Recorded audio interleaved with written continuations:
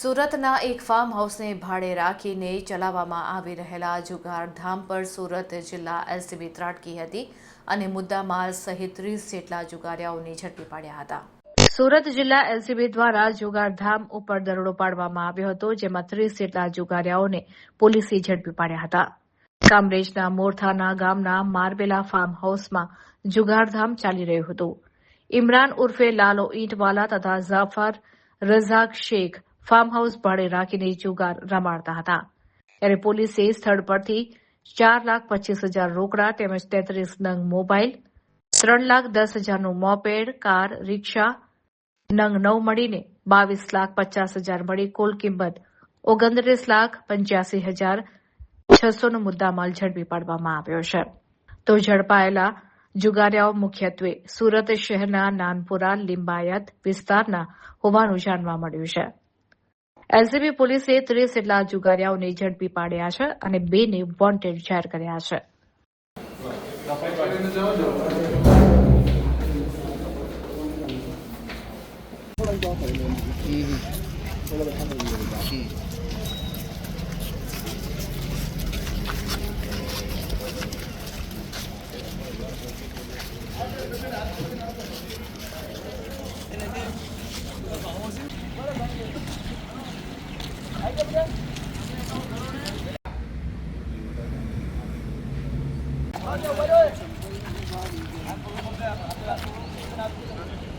કઈ નહીં લઈ લો, લાઈનમાં લઈ લો, ચાલો.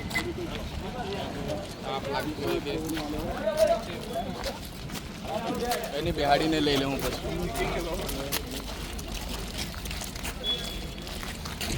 રેન્જ આઈજીપી શ્રી સુરત વિભાગ સુરત તથા પોલીસ અધિક્ષક શ્રી સુરત રૂરલ નાઓએ વિસ્તારમાં ચાલતી પ્રોહિબિશન તથા જુગારની પ્રવૃત્તિઓ સદંતર નાબૂદ કરવા માટે આપેલ સૂચના અનુસંધાને સુરત રૂરલ એલસીબી તથા પેરોલ ફોલોની ટીમ અલગ અલગ ટીમો બનાવી નાઇટ પેટ્રોલિંગમાં હતી. તે દરમિયાન તાબાના માણસોને માહિતી મળેલ કે મોરથાણા ગામની સીમમાં આવેલ મારબેલા ફાર્મ હાઉસ ખાતે બહારથી આવેલા ઈસમો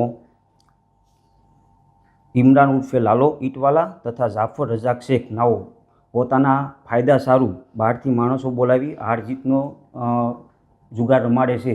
જે અનુસંધાને સદર સ્થળ પર અમારી ટીમ રેડ કરવા જતાં 30 ઈસમો સ્થળ પર પકડાઈ ગયેલ, જેઓની અંગ ઝડપી દરમિયાન 4,25,600 રોકડ રૂપિયા મળી આવેલ તથા અન્ય મોબાઈલ અને વાહનો અન્ય મુદ્દામાલ કુલ રૂપિયા 29,85,600નો મુદ્દામાલ મળી આવેલ, જેમાં 2 આરોપીને વોન્ટેડ જાહેર કરવામાં આવેલ છે અને આ અંગેની વધુ તપાસ કિમ પોસ્ટને સોંપવામાં આવેલ છે. સંજય, આ મુખ્ય 2 આરોપીઓ છે એ કઈ રીતે ફાર્મમાં માણસો બોલાવતા અને પોતાનો આર્થિક ફાયદો શું હતો?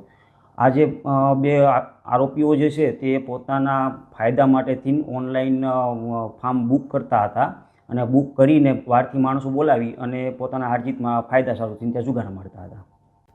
સર, જે ઝડપાયેલા આરોપીઓનો કઈ ગુનાહિત ઇતિહાસ?